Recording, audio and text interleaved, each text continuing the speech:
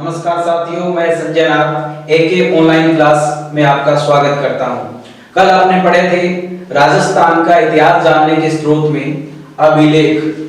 आज हम अभिलेखों में ही प्रशस्ति करेंगे। प्रशस्ति अभिलेख ही है, लेकिन हम प्रशस्ति इसलिए बोल देते हैं किसी शासक विशेष की मात्र उपलब्धियों की जो यशोगान किया जाए उसे प्रशस्ति बोलते हैं। तो आज अपने राजस्थान के प्रमुख अभिलेखों में प्रशस्ति करेंगे। राजस्थान की प्रमुख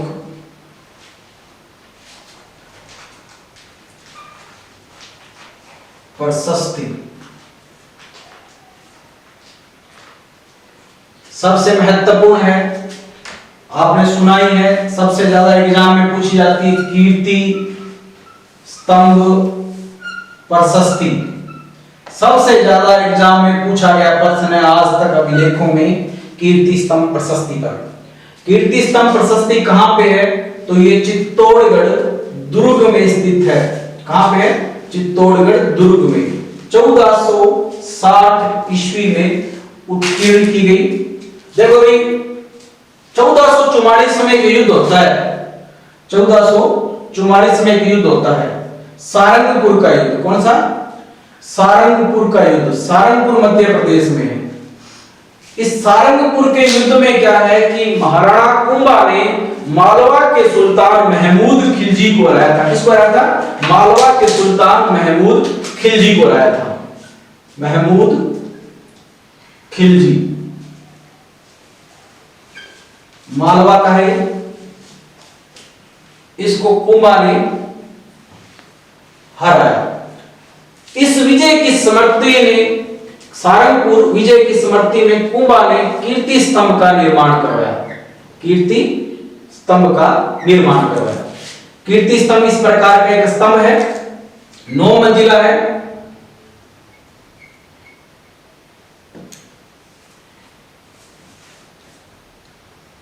नौ मंजिला है।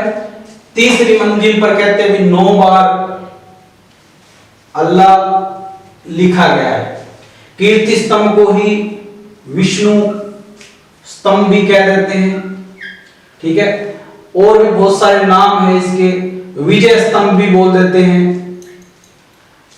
ये सब हम महाराणा कुंभा की जो सांस्कृतिक उपलब्धियां हैं उसके अंदर हम इसको डिटेल में करेंगे। अभी हम अभिलेख के आधार पे इसमें क्या उल्लेखित है वही करने वाले हैं। तो कीर्ति स्तंभ जो कुंभा ने बनाया, वहां पर एक प्रशस्ति अंकित है। इस प्रकार एक प्रशस्ति है। इस प्रशस्ति में क्या है? पहले तो इसका रचनाकार कौन है? तो रचनाकार है अत्रि। और अत्रि अगर कहते हैं अत्रि के बाद में इसको पूर्ण किया इसके अत्रि के पुत्र महेश भट्ट ने। ठीक है, तो 2 नाम मिलते हैं, अत्रि और महेश भट्ट। कई बार दोनों ही मिल जाते हैं, अत्रि पुत्र महेश भट्ट। तो जो सारंगपुर विजय की स्मृति में महाराणा कुंभा ने कीर्ति स्तंभ का निर्माण करवाया था, वहीं पर एक शिलालेख है, प्रशस्ति है, कुंभा की उपलब्धियों का उसमें वर्णन मिलता है। और इसकी रचना किसने की? तो इसकी रचना की अत्रि पुत्र महेश भट्ट इसके रचनाकार है। ध्यान रखना, ये एग्जाम में रचनाकार बहुत बार पूछा गया, कीर्ति स्तंभ प्रशस्ति का रचनाकार। अब उसमें किसका और क्या उल्लेख मिलता है? मैंने बताया प्रशस्ति उसे कहते हैं जिसमें किसी शासक की उपलब्धियों की यशोगान किया जाए। तो इसमें कुंभा की उपलब्धियों का यशोगान मिलता है। एक तो कुंभा की मालवा व गुजरात, ध्यान रखना, मालवा व गुजरात की संयुक्त विजयों की जानकारी कहां मिलती है? कुंभा की मालवा व गुजरात। ध्यान रखना, मालवा और गुजरात दोनों, कहीं अकेला मालवा नहीं करना है। गुजरात को भी विजिट किया था कुंभा ने। तो मालवा व गुजरात विजय की संयुक्त विजय की जानकारी मिलती है। उसके अलावा कुंभा की उपाधियों की जानकारी, उपाधि जैसे हाल गुरु, दान गुरु, शेर गुरु, ये उपलब्धियां जो उपाधि है कुंभा की उनकी जानकारी मिलती है। कुछ कुंभा की जो पुस्तकें हैं, कुंभा एक श्रेष्ठ कवि भी था, जैसे संगीत राज 5 भागों में संगीत राज 5 भाग। ये एग्जाम में पूछा गया प्रश्न है कि किस कुमार द्वारा लिखित जो संगीत राज है उसके कितने भाग है, तो 5 भागों में है। संगीत राज है, गीत गोविंद है, गीत गोविंद है, चंडी शतक पे टीका है, चंडी शतक पे टीका है। इसका उल्लेख हम कीर्ति स्तंभ प्रशस्ति में मिलता है। एक तो इसकी रचना किसने की, तो अत्रि पुत्र महेश भट्ट। उसके अलावा कुंभा की गुजरात और मालवा दोनों की संयुक्त विजय का उल्लेख इसमें मिलता है। कुंभा की जो विरुद्ध है उपाधियां हैं, हाल गुरु, दान गुरु, शेर गुरु, इनका उल्लेख है। और कुंभा द्वारा लिखित कुछ ग्रंथ है जैसे संगीत रास, गीत गोविंद और चंडी शतक पे टीका है, इनका उल्लेख भी हमें कीर्ति स्तंभ प्रशस्ति में मिलता है। नेक्स्ट अपने करेंगे रणकपुर प्रशस्ति।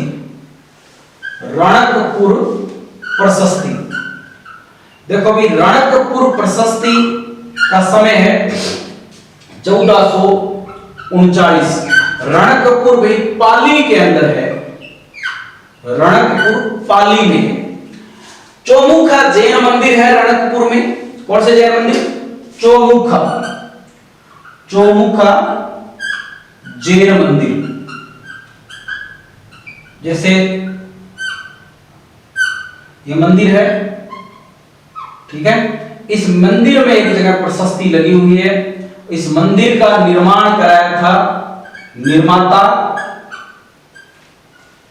धरणकशा,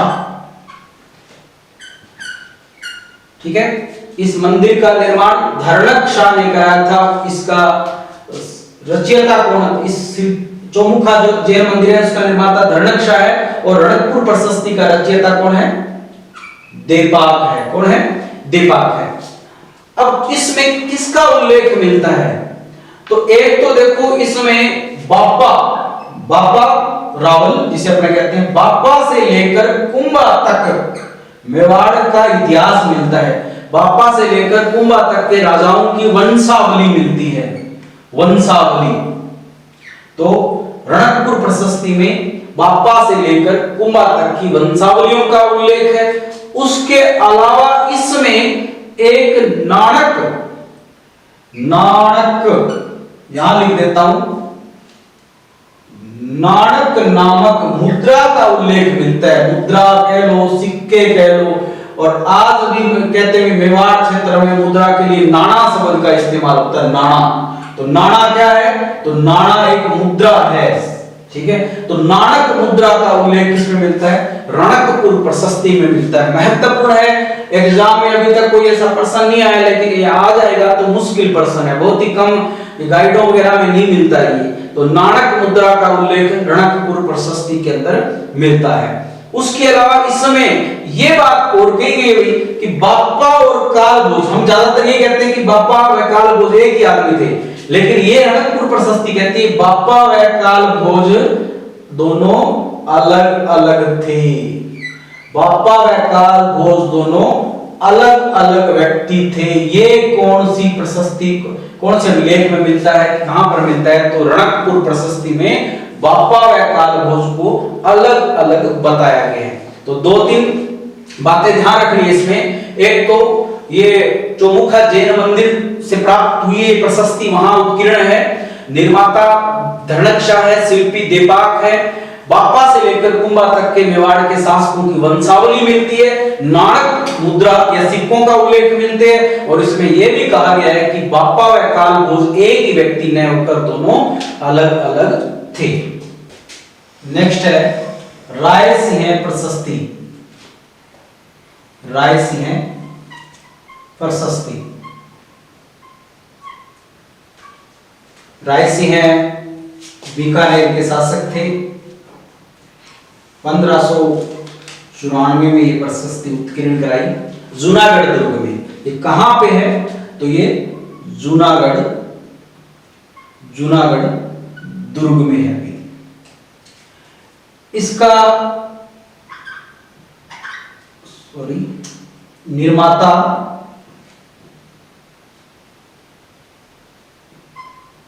निर्माता रायसिंह है और रचनाकार जैन मुनि जैता। तो जैन मुनि जैता इसका रचनाकार है। इसमें राय सिंह की सिंध, काबुल और कच्छ विजयों का उल्लेख मिलता है। तो राय सिंह की सिंध, काबुल और कच्छ विजयों का उल्लेख मिलता है। उसके अलावा बीकानेर के संस्थापक बीका से लेकर राय सिंह तक वंशावली इसमें मिलती है। तो राय सिंह प्रशस्ति का रचनाकार कौन है? जैन मुनि जैता। इसका निर्माता कौन है? तो राय सिंह। कहां पे इसको स्थापित कराया? जूनागढ़ दुर्ग में, क्योंकि जूनागढ़ दुर्ग का निर्माण भी राय सिंह ने करवाया था और वहां एक प्रशस्ति उत्कीर्ण करवाई। और इसमें राय सिंह की सिंध, काबुल और कच्छ विजयों का उल्लेख है। और बीकानेर के संस्थापक बीका से लेकर राय सिंह तक के राजाओं की वंशावली इसमें मिलती है। नेक्स्ट है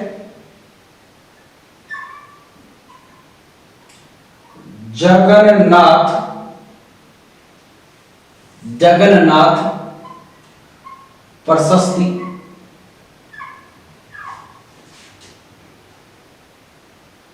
उदयपुर में है भी 1652। महत्वपूर्ण है भी। जगन्नाथ प्रशस्ति का जो रचनाकार है वो है कृष्ण भट्ट। कौन है? कृष्ण भट्ट। इसमें बाप्पा से लेकर जगत सिंह तक के राजाओं की उपलब्धियों का उल्लेख मिलता है। उपलब्धियों का उल्लेख है इसमें।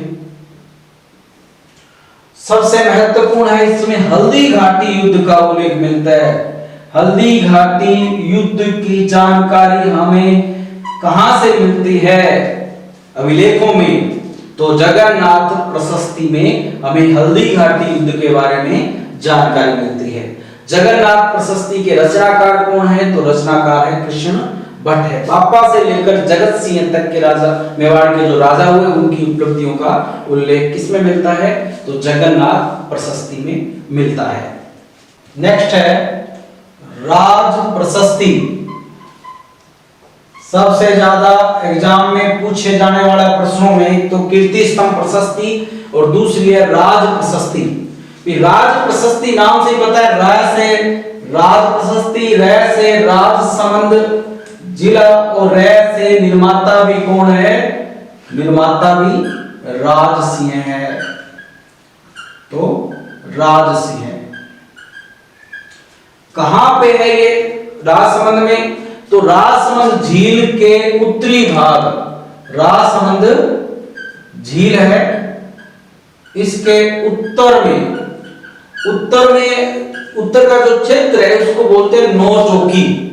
क्या बोलते हैं? नौचौकी।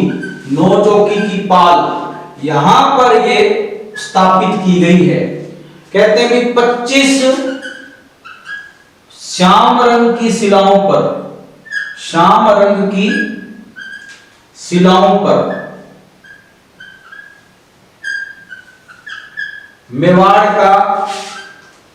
मेवाड़ का इतिहास उकेरा गया है,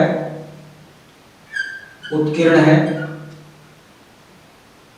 विश्व का सबसे बड़ा शिलालेख कह सकते हैं, विश्व का सबसे बड़ा शिलालेख राज प्रशस्ति। देखो अभी तक जितने भी मैंने बताया, कोई भाषा चेंज होगी तो मैं बता दूंगा, फिर भी स्पेशल इसकी भाषा पूछ लेते हैं। नहीं तो अभी तक जितने भी अभिलेख और प्रशस्ति करवाई सभी की भाषा संस्कृत है, तो इसकी भी संस्कृति होगी, लेकिन इसकी स्पेशल पूछ लेते हैं। तो 25 श्याम रंग की बड़ी बड़ी शिलाओं पर मेवाड़ का इतिहास लिखा गया, विश्व का सबसे बड़ा शिलालेख है। और इसके रचनाकार कौन है? इस प्रशस्ति के रचनाकार है रणछोड़ भट्ट तेलंग। 1917 संस्कृत श्लोकों में मेवाड़ का बाप्पा से लेकर राज सिंह तक का इतिहास मिलता है। राज सिंह तक का इतिहास। तो ये राजसमंद जो झील थी, ये क्या है कि जैसे अकाल के समय महाराणा राज सिंह ने इसका निर्माण कराया था और इसी के किनारे इस प्रशस्ति को उत्कीर्ण करवाया और इसका रचनाकार रणछोड़ भट्ट तेलंग है। इस प्रशस्ति के जो शिल्पी थे उनका भी इसमें उल्लेख मिलता है। तो प्रशस्ति के जो शिल्पी थे उनका नाम मिलता है इसमें।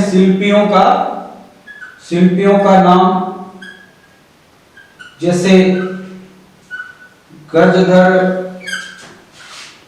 मुकुंदर, केशव, अर्जुन, सुंदरलाल, सुखदेव, लखो, ये राज प्रशस्ति के शिल्पी थे भी। रचनाकार जो इस प्रशस्ति की जो संस्कृत जो श्लोकों की रचना की वो तो था रणछोड़ भट्ट तेलंग। और इस प्रशस्ति को उकेरने वाले कौन थे, शिल्पी कौन थे? वो थे, ये नाम है, उनके नाम भी मिलते हैं, गजधर, मुकुंदर, केशव, अर्जुन, सुंदरलाल, सुखदेव, लखो, ये इसके शिल्पी थे। और ये विश्व का सबसे बड़ा इतिहास है, शिलाओं पे लिखे जाने वाला सबसे बड़ा इतिहास राज प्रशस्ति है। ठीक है, आज के लिए प्रशस्ति आज कंप्लीट हुई। अब अपने शुरू करेंगे पारसी अभिलेख। जितने भी अभिलेख थे वो हमने संस्कृत भाषा के थे। मैंने बताया, बार-बार पहले भी बताया, दोबारा बता रहा हूं कि प्राचीन भारत का जो राजस्थान का जो प्राचीन इतिहास है उसमें जितने भी अभिलेख मिले वो संस्कृत भाषा में मिले हैं। मध्यकाल में संस्कृत के अलावा उर्दू, फारसी, राजस्थानी और कुछ हिंदी के भी अभिलेख मिले हैं। तो अब अपने करेंगे फारसी अभिलेख। संस्कृत अभिलेख यहाँ पर समाप्त होते हैं। संस्कृत अभिलेख सारे कंप्लीट हुए। अब अपने करेंगे पारसी अभिलेख। जैसे मैंने पहले बताया कि प्राचीन राजस्थान के इतिहास में जितने भी अभिलेख मिलते हैं संस्कृत भाषा के, मध्यकाल में संस्कृत के अलावा पारसी, उर्दू, राजस्थानी और हिंदी के अभिलेख मिलते हैं। तो अब अपने करेंगे पारसी अभिलेख। पारसी अभिलेखों में 3 महत्वपूर्ण है भी। एक तो 2.5 दिन का झोपड़ा अभिलेख है, 1200 ईस्वी का है। दूसरा है दाइबी पीर की दरगाह का अभिलेख, अजमेर, 1325 ईस्वी का है। और तीसरा है पुष्कर का जहांगीरी महल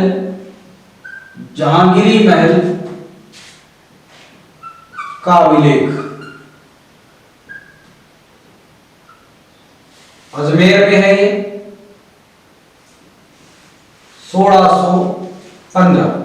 3 अभिलेख है। 2.5 दिन का झोपड़ा अजमेर में, दाइबी पीर दरगाह अजमेर में है। ये मैंने अजमेर लिख दिया, चित्तौड़गढ़ में है। इसको चित्तौड़ करना है, चित्तौड़गढ़। 2.5 दिन के झोपड़ा जो है, पहले यहां पर विग्रहराज चतुर्थ द्वारा निर्मित एक संस्कृत पाठशाला थी, सरस्वती कंठाभरण। सरस्वती कंठाभरण, ये थी संस्कृत पाठशाला। इसको तुड़वाकर कुतुबुद्दीन ऐबक ने 2.5 दिन के झोंपड़े का निर्माण करवाया। इसका उल्लेख हमें 2.5 दिन के झोपड़ा अभिलेख में मिलता है और इस संस्कृत पाठशाला को तोड़ने वाले लोगों का उल्लेख और 2.5 दिन का झोपड़ा किसके निर्देशन में बढ़ा उनके बारे में जानकारी भी हमें 2.5 दिन का झोपड़ा अभिलेख में मिलती है। उसके अलावा दाइबी पीर की दरगाह का अभिलेख चित्तौड़गढ़ से, दाइबी पीर की दरगाह का अभिलेख चित्तौड़गढ़ में, इसमें उल्लेख मिलता है कि अलाउद्दीन खिलजी ने कब 1303 में चित्तौड़ को जीतने के बाद, चित्तौड़गढ़ को जीतने पर नाम क्या रख दिया, चित्तौड़ का अपने पुत्र खिज्र खान के नाम पर चित्तौड़ का नाम खिजराबाद कर दिया। तो चित्तौड़ का नाम खिजराबाद कर दिया अलाउद्दीन खिलजी ने 1303 के अंदर। इसका उल्लेख कहां पर मिलता है, तो दाइबी पीर की दरगाह चित्तौड़गढ़ में। तीसरा है पुष्कर का जहांगीरी महल अभिलेख।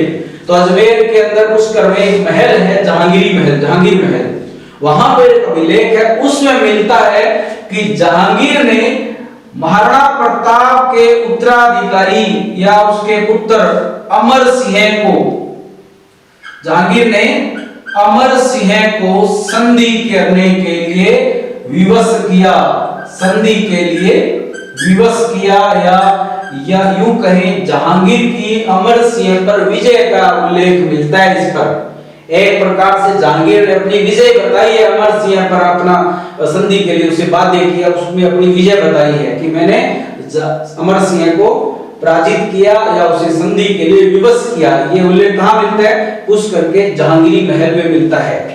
तो ये अभिलेख अपने कंप्लीट हुए। जितने भी आपको अभिलेख करवाए थे वो एग्जाम में पूछे जाने वाले हैं, सबसे महत्वपूर्ण अभिलेख ही करवाए हैं, ठीक है। और इसी के साथ ये टॉपिक कंप्लीट होता है। धन्यवाद।